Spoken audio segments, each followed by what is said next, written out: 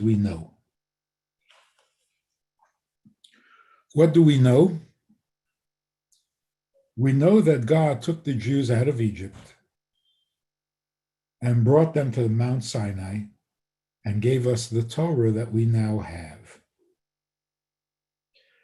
And why did he do this? Because we are the descendants of Avraham, Yitzchak, and Yaakov, and he promised them that their descendants will be a special nation, his people, his representatives on earth. And that's it. That's our history. Is that something we believe? No, that's something we know. It's our history. Like, for example, every Kohen today knows that he is a direct descendant of Aaron, who was the first Kohen, the first priestly, the father of the priestly tribe. So it's our history, it's who we are, not what we believe. It's a great blessing.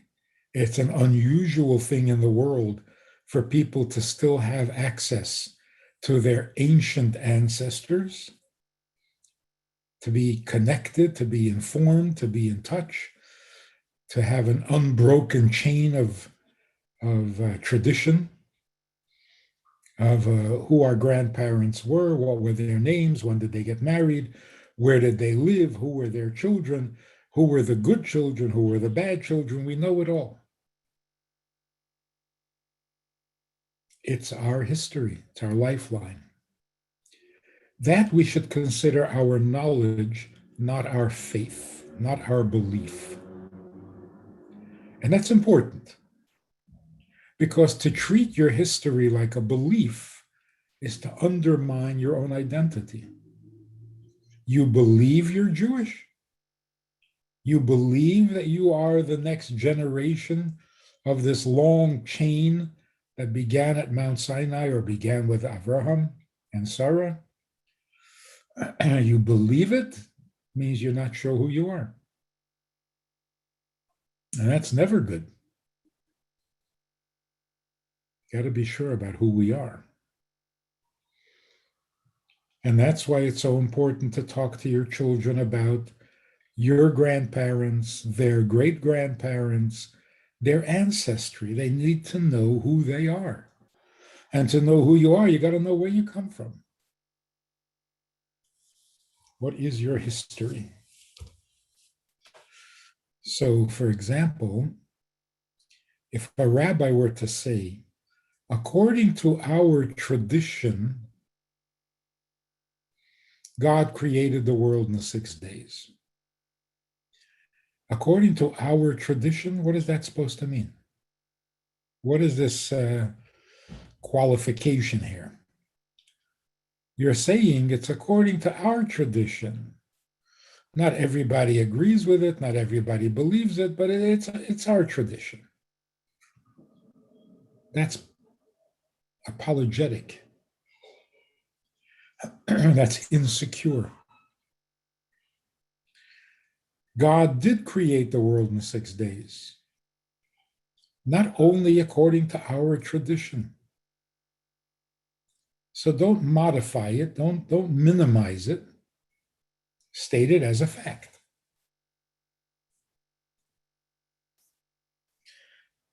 We are certainly not the only ones who believe that God created the world in 6 days. Most of the world believes it.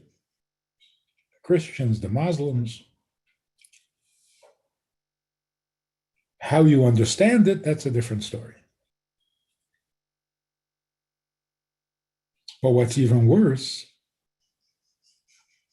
is when a person says, I believe that God gave us the Torah at Mount Sinai. You believe it? It's a religious concept. You believe it because that's what is expected of you to believe. That's terrible.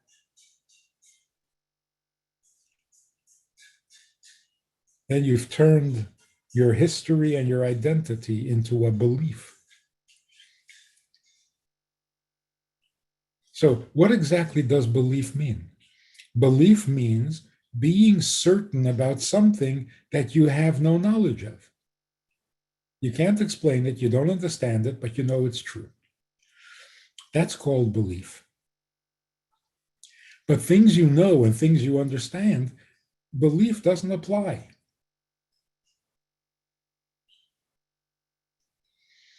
Not that understanding and knowledge is better than belief. No, belief is absolutely certain. What we know and what we understand is not absolutely certain. It's just factual. It's not necessarily truth. So here's where faith really comes in. We know our history. We know what happened. We were there at Mount Sinai, 2 million people. We all heard the same thing. It all got passed on to 2 million descendants, who passed it on to 4 million descendants, and so on. But is it absolutely true? It can't be any other way. That's where faith comes in.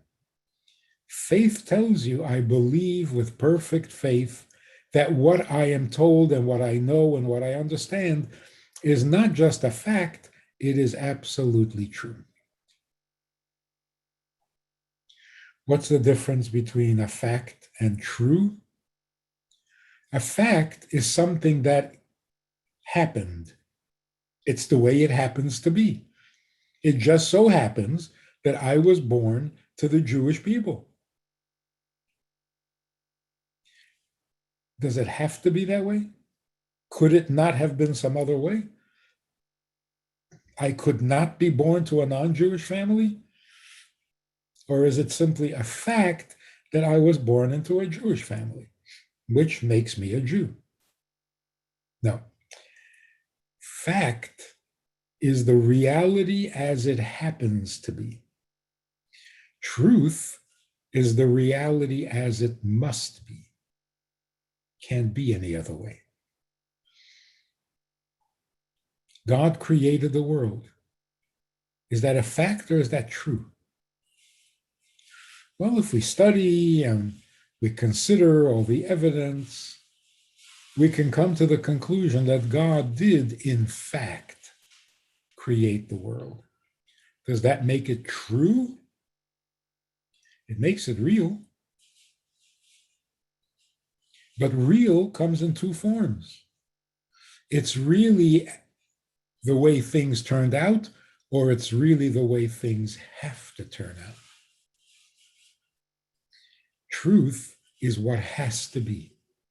Fact is what happens to be. What happens to be real.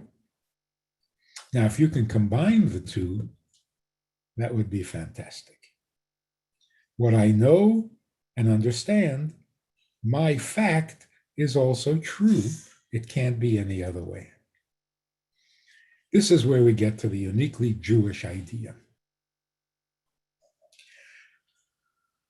Religion says, all religion says, God created you, God expects something of you. If you fail, you will be punished. If you succeed, you will be rewarded.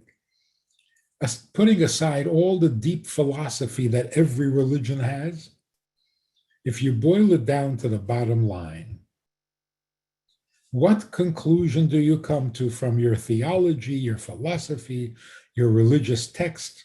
What's the bottom line? Every text can sound good. Every philosophy can sound good. But take a philosophy and see what happens when you boil it down to its final conclusion.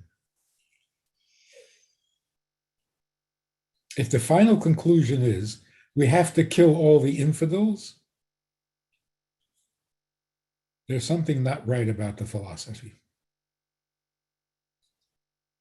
As a philosophy, it sounds great. But how do you test the validity of a philosophy You test it by how it boils down to the final practical application to the average believer.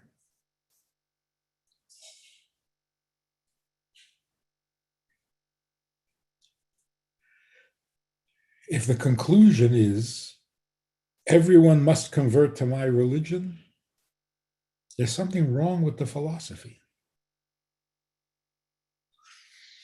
So you can't judge a religion or a philosophy or a theology. You can't judge it by what texts it produces. Texts are great. The communist constitution sounds better than the American Constitution. It just didn't work out quite like that. On paper, it sounded wonderful. So what happened? There must be something subtly wrong with the doctrine that produces this outcome. So, what is the difference between what Jews believe and what religion believes? First of all, religion believes that all of creation is unnecessary. God decided to create the world. He really didn't have to. It's not really necessary. That's one big mistake. If the whole world is not really necessary, what are we getting so serious about? If God created the world and it wasn't necessary, we might as well believe in evolution. It's also not necessary.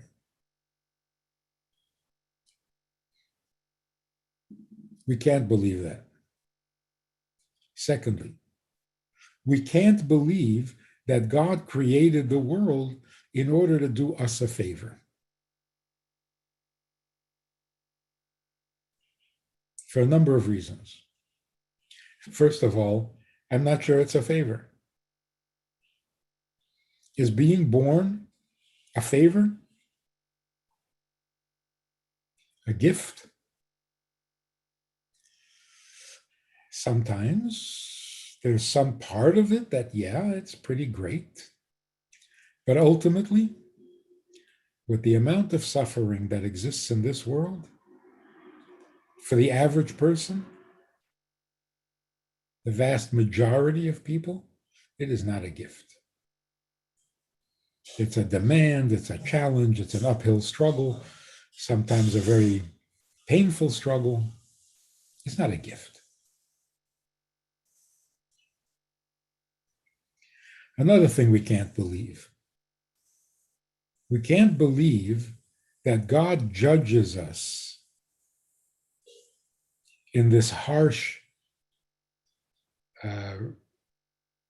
punishing manner. He creates us human. He creates us vulnerable. He creates us with temptations and desires, with weaknesses of all kinds. And then, if we don't overcome all these handicaps and all these challenges, he is angry at us and punishes us. This doesn't sound good at all.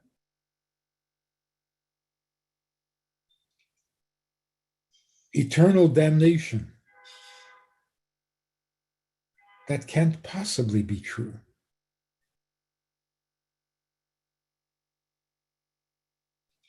Eternal damnation means you're never forgiven. You can never make up for your sin. But who created the sin? Who created my weakness for sin? Not me. And yet, if I fail, if I mess up, I'm not only punished, I am going to suffer forever. Forever. Which means my sin lasts forever. Which means that evil and sin are eternal. Totally unacceptable.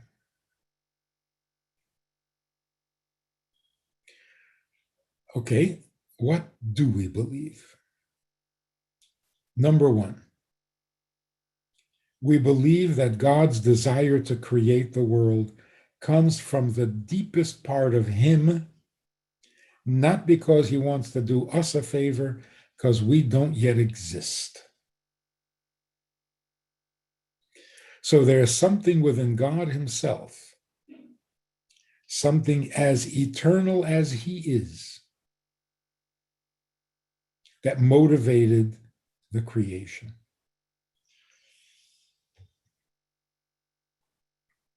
To get right to the point, what motivated God is His aloneness. God's humility dictates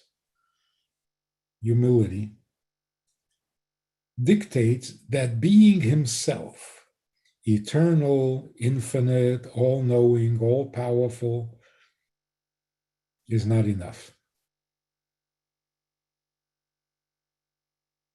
It's not enough.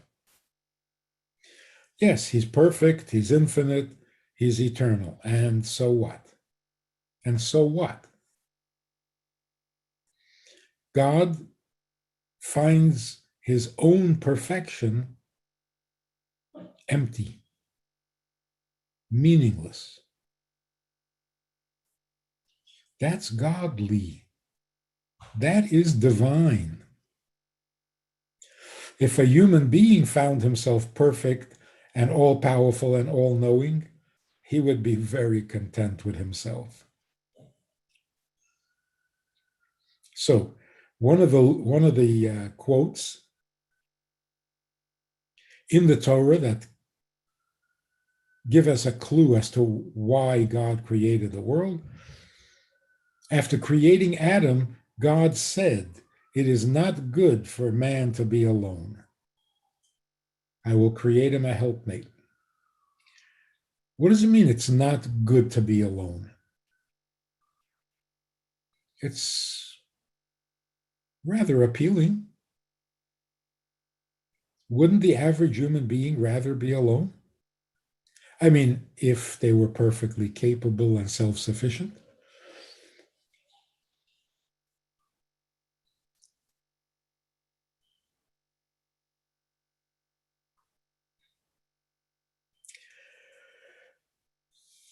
If I were completely self-sufficient and I didn't need anybody's help, I wouldn't need anybody.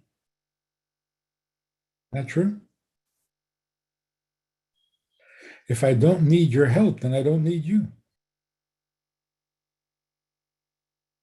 So if I were perfect, you would be unnecessary. But here God comes along and says, I am perfect,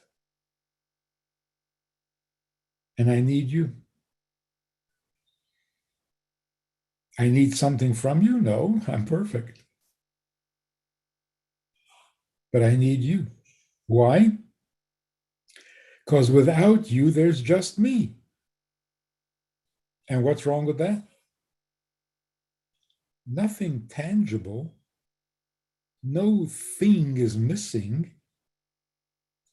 But God's humility dictates that just Himself is not good. Wow. Look at the words.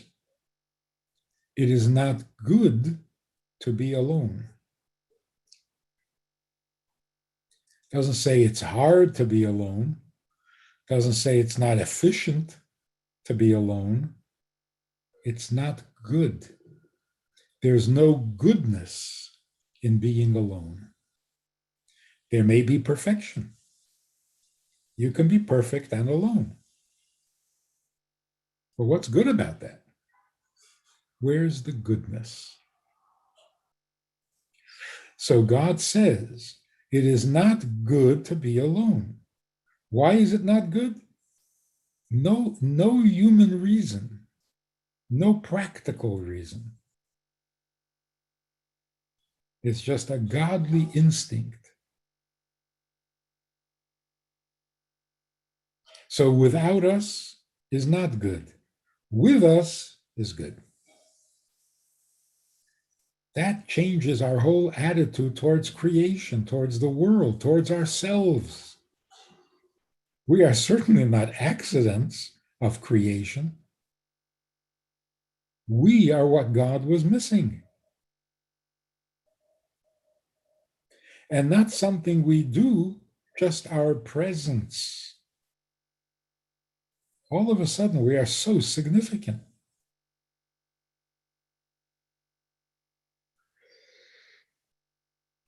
I mean, to put it in blunt, maybe overly simplified, God didn't create us to do us a favor.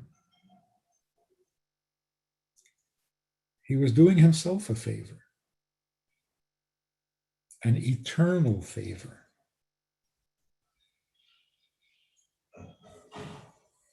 That makes a lot more sense because when he created the world, we didn't exist. So it must have been something he was looking for, not something we needed from him, but some need he has for us. The rest is commentary. So God creates us in order to have someone beside him. How do you have someone beside you? Well, you got to give him freedom of choice. Because if you don't give him freedom of choice, then there is no one besides you. You're controlling everything. So God gives us freedom of choice.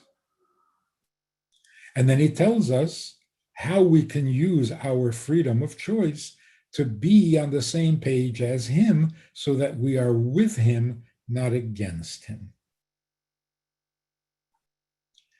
That's the entire Torah. God gave us the Torah at Mount Sinai because we need to know where he is so that we can join him where he is. The best example is God says, I created the world in 6 days and I rested on the seventh. So I rest on the seventh day. I don't create. So join me. Don't create on the seventh day. Don't work, don't build, don't fix. Just be the way I am on the seventh day. During the 6 days, God is creating. So God says, be with me. Be my partner in creation. I'm creating, you're creating. Let's stay on the same page. God says, I am holy. Well, you be holy too. I am compassionate. You be compassionate too. I'm a generous giver. You should be a generous giver. I object to murder. You should object to murder. I don't like idol worship. You shouldn't like idol worship. That's the entire Torah.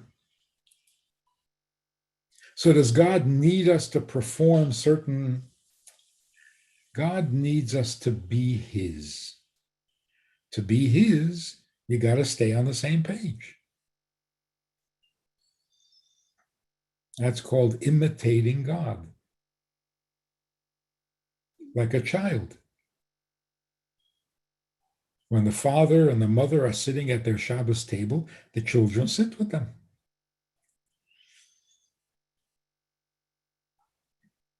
What happens if the children don't sit at the Shabbos table? Are they no longer necessary to the parents?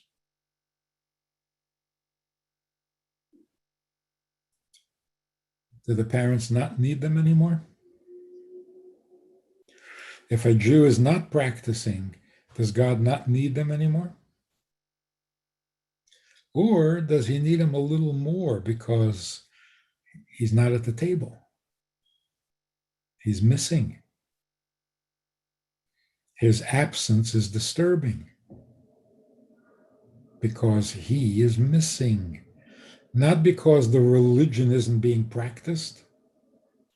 It's much more personal than that. A Jew doesn't keep Shabbos when God is keeping Shabbos. That's alienation. And who suffers? God suffers. It's his creation. That is a uniquely Jewish perspective.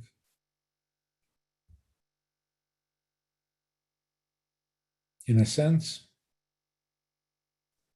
Judaism shouldn't even be called a religion.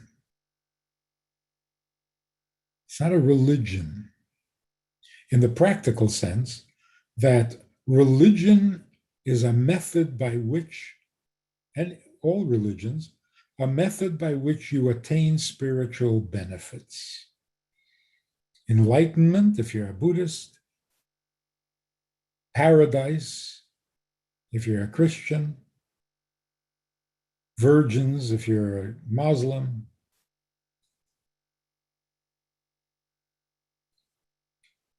It's physical beings, human beings, trying to attain something spiritual and otherworldly. And that's why all good reward, all good things will happen when you leave this world. That's a religion. Judaism is exact opposite. God came down to Mount Sinai to tell us what he needs from his world and how we can do it for him. So we're not trying to get to heaven. We're not trying to get away from earth to some better place. This is the best place. And every effort and every improvement we can put into making this world great, that's what we're here for. Not to escape earth and get to heaven. So we're working in opposite directions.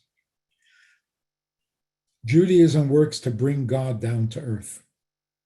Religion works to bring humans up to heaven. Quite a difference.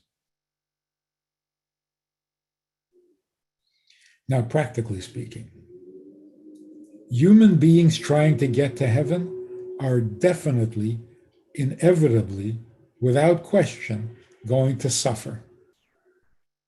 Disappointment, disillusionment, confusion, guilt. I'm supposed to make myself heavenly. Well, I'm not good at it.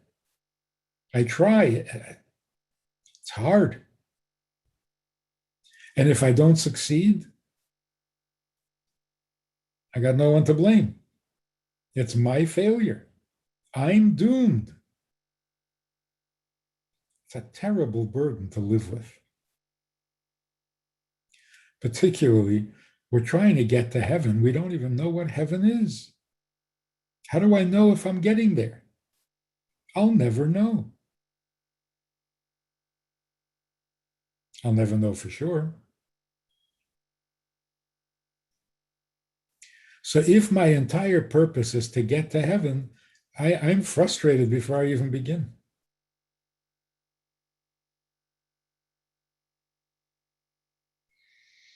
Let's say I've been very good. I've behaved myself following the 10 Commandments very carefully. Does that mean I'm going to heaven?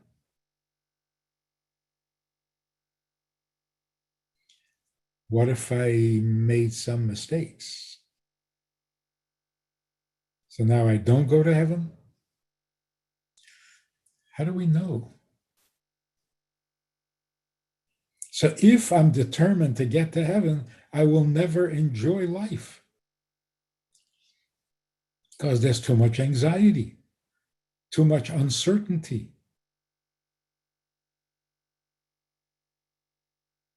So I can convince myself, I can brainwash myself and tell myself every single day, believe it, you'll get to heaven, believe it. But I know the sins I've committed. Doesn't that mean I'm not going to heaven? Anyway, it's torture. On the other hand, if your objective, if your plan, if your purpose, if you're devoted to bringing God down to earth, well, if you didn't do it yet, do it now. Don't waste your time worrying about what the past was all about. Now that you know what you should be doing, well, get to it. What are you waiting for? And everything you do that brings God down to earth works. It's tangible, it's measurable. You know for sure that it happened. You talk to somebody and you inspire them, and they decide that they're going to behave better too. You have brought God down to earth. When people abide by the Ten Commandments, God is more present on earth because what he wants is happening. That's called bringing God down to earth. There's no mystery. There's no belief necessary. It's measurable and it's tangible. You can actually make a realistic and practical assessment and come to the conclusion, well, I haven't done enough. There's more I can do. So you do more. It's actually possible to serve God with joy. Let me explain what that means. Serve God means you're doing for him, not he's doing for you. Serve God. That's the bottom line of Judaism. Not avoid hell or get to heaven. Serve God. If God doesn't need you, you can't serve him. You can only be a pest, annoying him. What you're doing for him really matters to him. So you're really serving him. Now, if you're really serving him, rather than trying to get yourself into heaven, now you can do it with joy. Because when you're trying to get yourself to heaven, there is no joy. There's only tension, uncertainty, guilt, failure, dejection.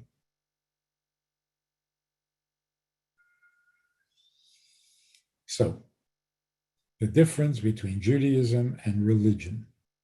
Religion means you are a failure and you got to fix yourself, elevate yourself, save yourself, and get yourself to heaven. That doesn't really make much sense because I didn't ruin myself.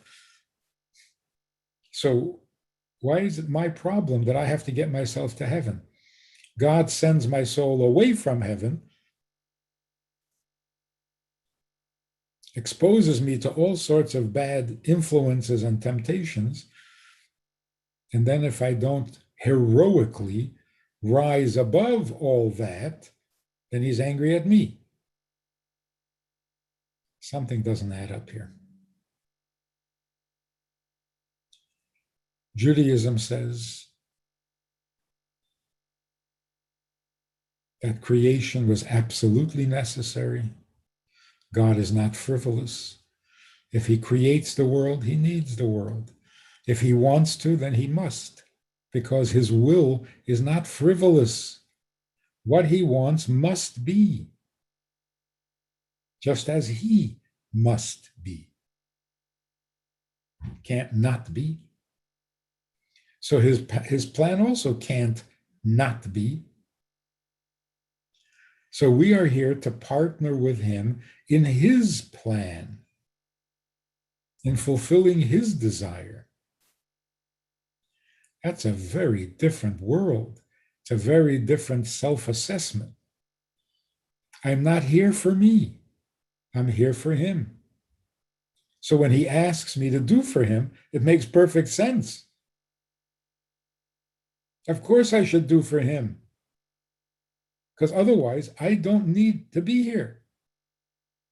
This is not about me.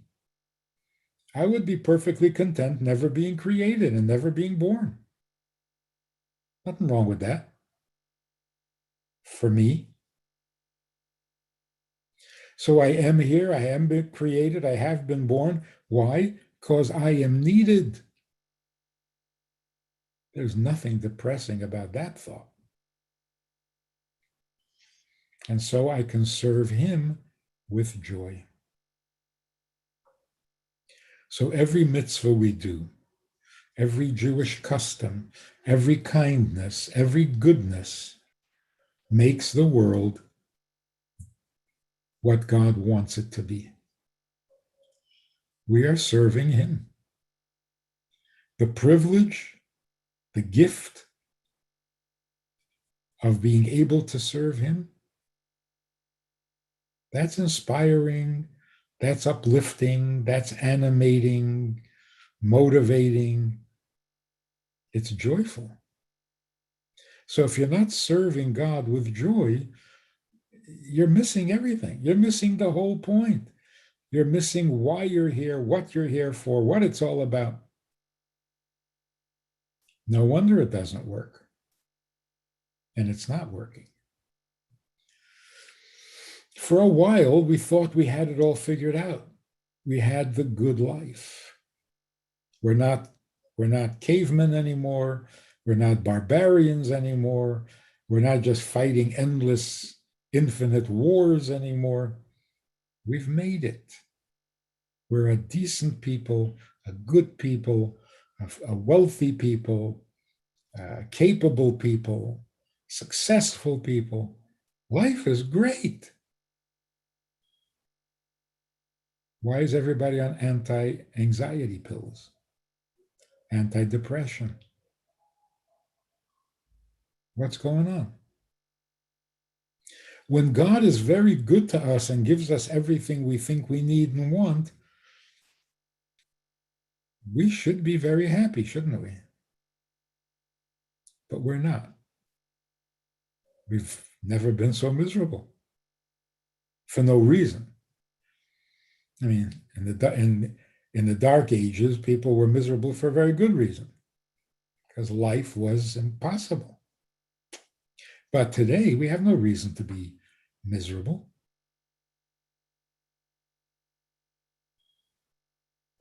It's because being served by God is depressing.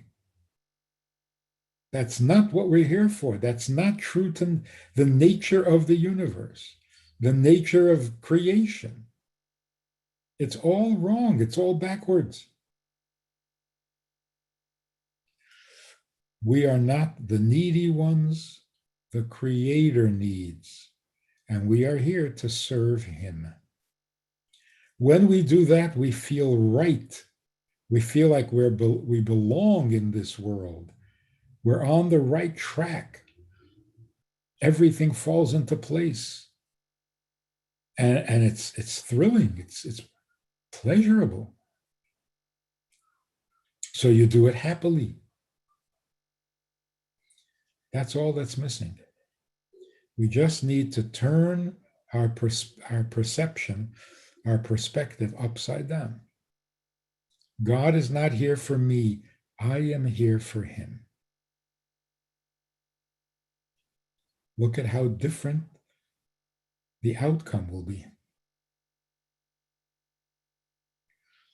If I'm there for him, which is what all human beings are created to be, then why would I want to kill you? Why would I want to change you? All I would want is for you to do your share in making the world what God needs it to be. But don't run away, don't disappear, don't die on me. If we don't all make the world more godly, then the world will not be completely godly. So your participation is necessary. Doesn't mean become Jewish. It means serve God as God's creation, as God's highest level of creation, the human being. There's a little piece of the world that each individual has exclusive responsibility for. This is your little piece of the world. Only you can make it godly. So why would I want to take you away and convert you to something else? Who's going to take care of that little piece of the world that you're supposed to be taking care of? It's a much healthier, much more realistic and much more godly way of seeing things. You are where you are, you have the talents you have and the weaknesses because that's exactly what you need to participate in God's plan.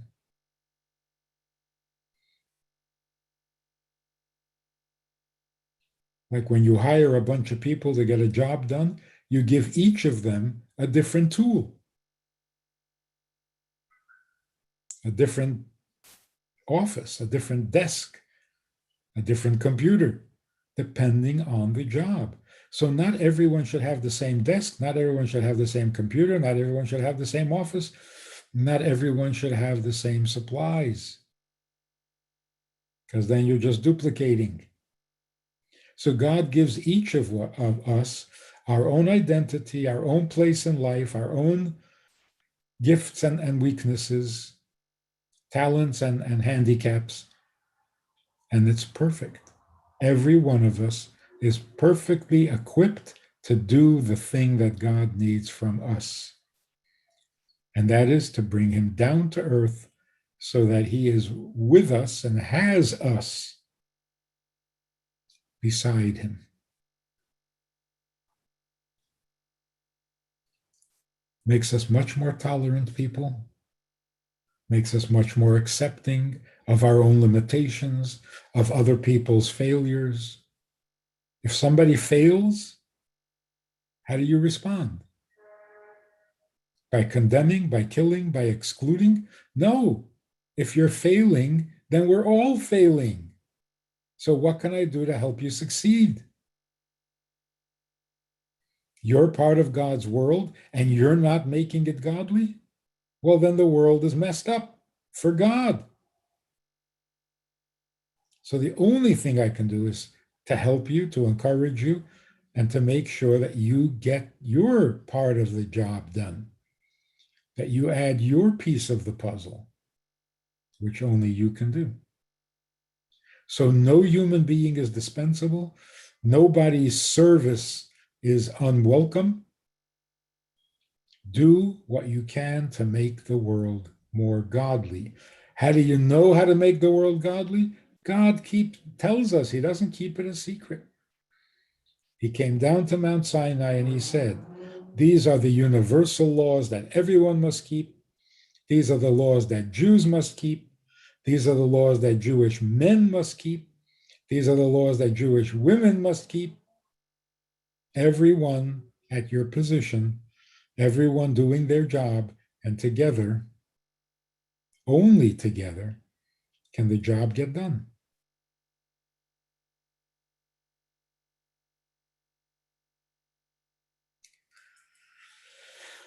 So, any questions or comments? Can we open the microphones? Yes, let me find some questions. They're written or written questions? Written questions. Written questions. I'm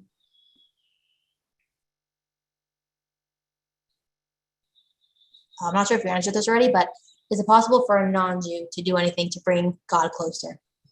Absolutely. In fact, in some way, the non-Jewish nations are described in Torah as the nations of the world. The Jews are kind of an exception, but non-Jews, they are the nations of the world. And this world that they are the nations of is the world that is meant to become holier and godlier than heaven. So they're absolutely essential to the plan. The Jewish people are like the ministers or the priests to the world, to encourage, to inspire, to make sure that it happens. But where does it happen? In the nations of the world. So when all human beings recognize God's plan, they already recognize God, they just don't know his plan. When the entire world recognizes God's plan and gets busy implementing it, then the world will be what God needs it to be. We are the keeper of the book. We preserved God's message. We have to spread God's message, share it with the whole world. But it's the world, all the nations of the world, that need to become godly. So, of course, it's not just that they can help make the world godly, they are the world. You know that famous song, We Are the World? We are the world. So if God says, I need my world to be holy, well, who's he talking about? He's talking about the human race. All 7 billion, 8 billion?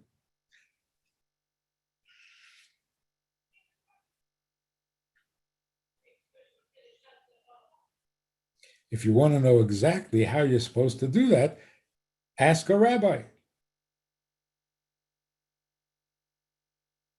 or any knowledgeable Jew.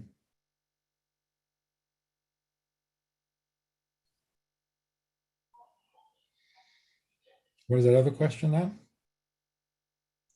So this is kind of the same question, and it was kind of answered, but how can Jews and non-Christians specifically collaborate to serve God?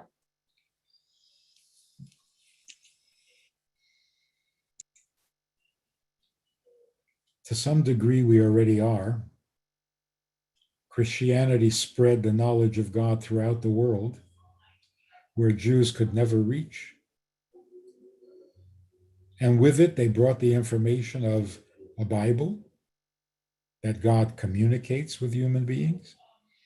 They brought the information that inevitably, unavoidably, without question, the world is going to become perfected. And that's the idea of a Mashiach, that ultimately the world will succeed in its mission without any doubt.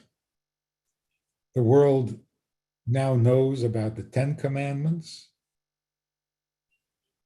mostly due to Christian influence or Muslim.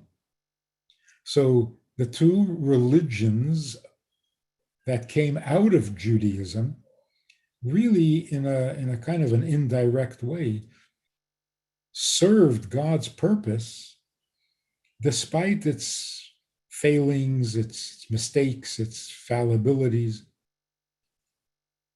So already we are partners.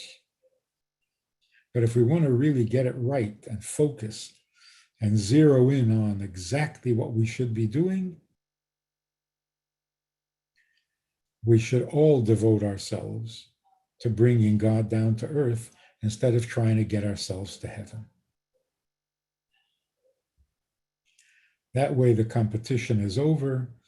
The argument is not who is right, because it's not about being right. It's about doing what God needs done. Not sitting around hoping that he will do for you, that he will save you, he will bless you, he will grant you, he will reward you, protect you. He does that anyway, because it's his creation. What we need to focus on is, what can we do for him? Can you imagine the whole world, everybody in the world wakes up tomorrow morning and asks only one question: what can I do for God? Would that not be a perfect world? Just right there, even before we find an answer.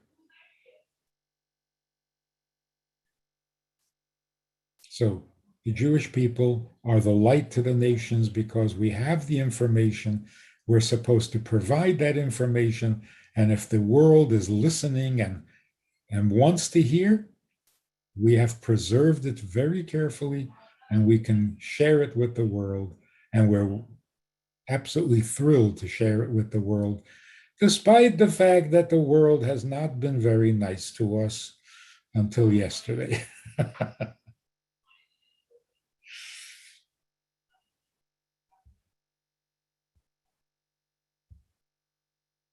Should I just read the questions that are popping up on the screen? You could. There's a lot of questions coming, and a lot of them I think are answered as you're speaking. Question about Orthodox people and unorthodox people, but you answered that it's all people. And a question about Messiah, the Jewish belief in Messiah, which you also answered. Is a Jewish soul always a Jewish soul? Yes. That's its essential character. Have I heard of the book God of Our Understanding? Yes, I have, and I am very impressed with the author of that book. If you've read it, you know why. If you haven't read it, help yourself. Read it.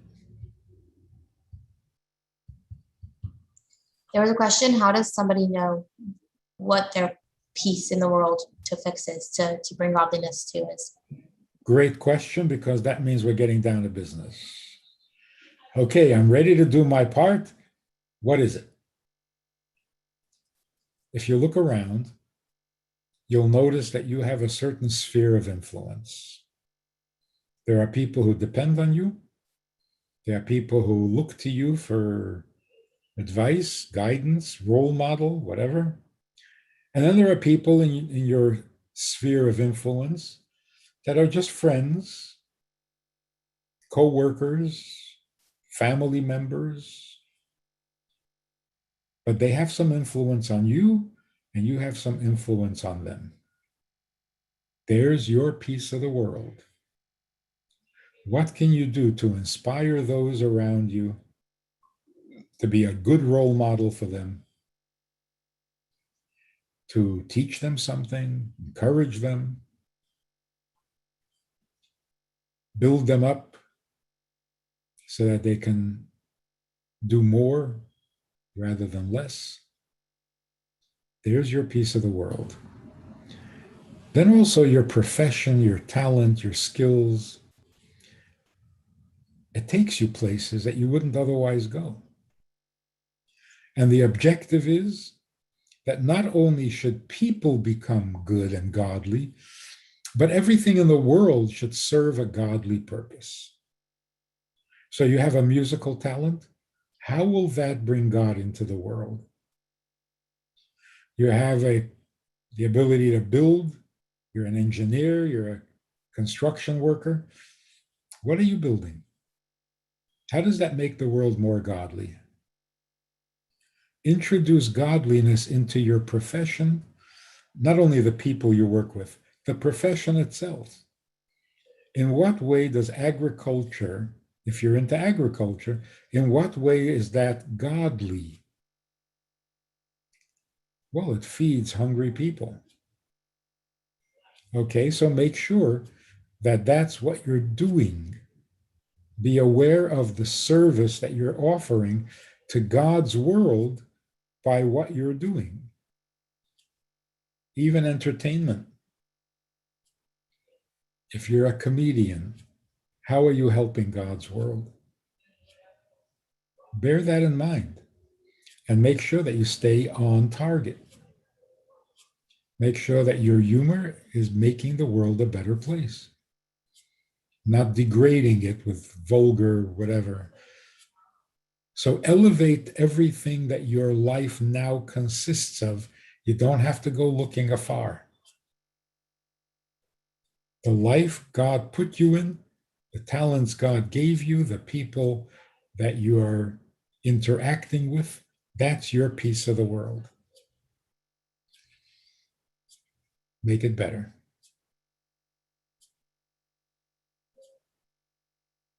Laughter yoga. That sounds like fun. Laughter yoga. That can be very helpful.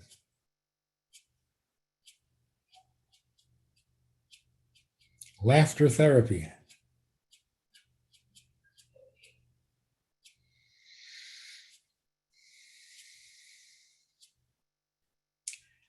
Any other questions, comments, reactions? Richard would like to know, is there a world to come, an afterlife? Is there a world to come? What about the Messiah? There are three stages that we know of. One stage is the world as we see it, the world of today. The next stage is the world according to Mashiach, or the days of Mashiach, era of Mashiach. When Mashiach comes and everybody becomes healthy and good, and there is no evil in the world, there's no sinning, there's no war, there's no jealousy, there's no competition. The world is just perfect, and everyone wants to get to know God better. That's an era called the days of Mashiach. After that comes a third era, which is called the world to come, a world that has not yet happened. And that is when the resurrection of the dead will come. People will get back up out of their graves. The bodies that served God when they were alive will now be rewarded for their service by the soul coming back to the body and enjoying the reward together. That will remain forever. So this world, which is finite, by nature temporary, will become eternal. Because when you become godly, you become eternal.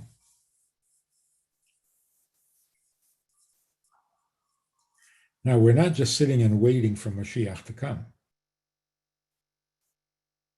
We got to get busy preparing the world for Mashiach, not giving Mashiach a really messed up world and demanding that he fix it all. We have to fix as much as we can and make the world as receptive as possible to the incredible teachings that Mashiach will bring, because Mashiach, although he is our king, his main role, his primary role, is that of a teacher. Because when the world is perfect, we have to relearn everything.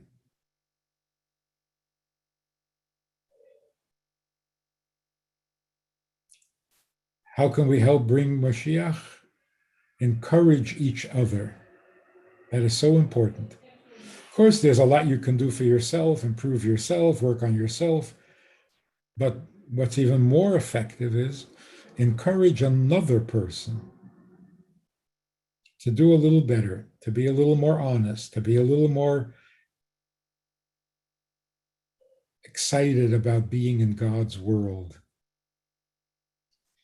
And as you encourage others, you end up encouraging yourself. So every mitzvah, every commandment, every good custom, every improvement to the world that you can bring helps bring Mashiach.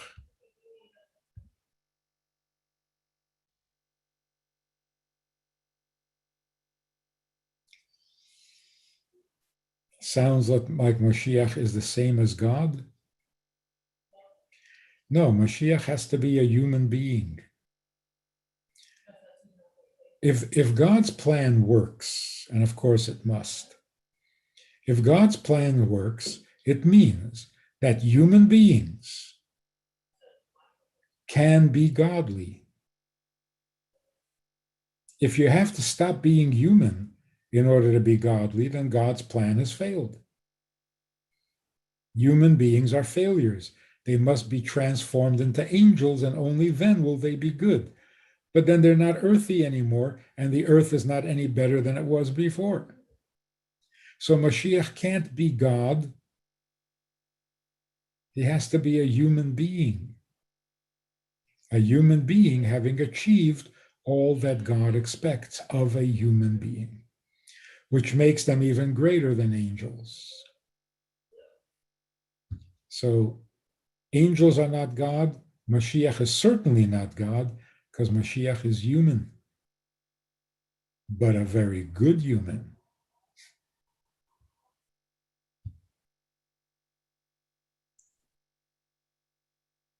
Can we take one more? It's not one question, it's a few questions that are all kind of the same topic. Okay. A lot of people are asking, should non-Jews keep the mitzvahs that Jews have, like Shabbos? And should non-Jews be trying to convert to Judaism? And if yes, do non-Jews convert to Judaism? Is there a way for non-Jews to convert to Judaism? That whole idea. Non-Jews may and can and do convert to Judaism, because if you want to serve God with a greater devotion, you're welcome. Jews cannot convert to any other religion because all other religions have fewer commandments, and that means that you're choosing to serve God less than how he created you. Well, that's not an option. That's not a good way to serve God, by choosing to do less. Jews do not proselytize, because if everybody became Jewish, the world would remain unfinished. The nations of the world, the nations that make up the world, they have to become devoted to God's service. Transforming them all into Jews is cheating. So no, the world should not be made up of only Jews. It's not a good idea. Jews are God's voice to the world. But it's the world that needs to become, we're saying Moshiach has to be a human being. The nations of the world have to become godly. That's an accomplishment. That godly beings can be godly, that's not an accomplishment. That's not what God created the world for. So the world is not, all people in the world are not meant to convert to Judaism. Jews are a minority for a very good reason. If you're the teacher, you're the minority. There are 30 kids in the class, one teacher. If you're the priest, you're the minority. One priest or one minister per congregation. But it's the congregation that's important. The priest is there to serve the congregation. So the Jewish people are a nation of priests. You don't need 10 of them. You don't need 10 nations. One nation of priests to the world. That works. It's just that the world was not really interested in hearing, so we really couldn't spread our message very well. Christians were in power most of the time, at least in Europe, and therefore they could spread their message. They could even enforce their message. But today, Christians want to hear what Judaism has to say for them. It's a much better world.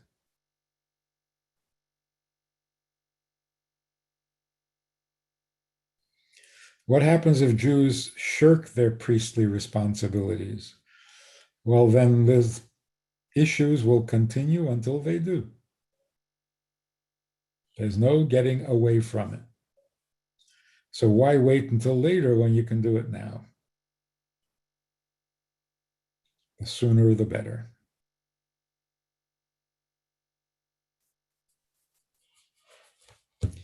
It's been a pleasure.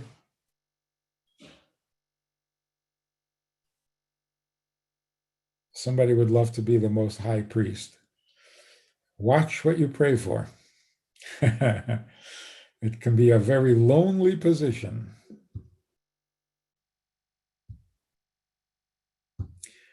So everyone should succeed in their little mission.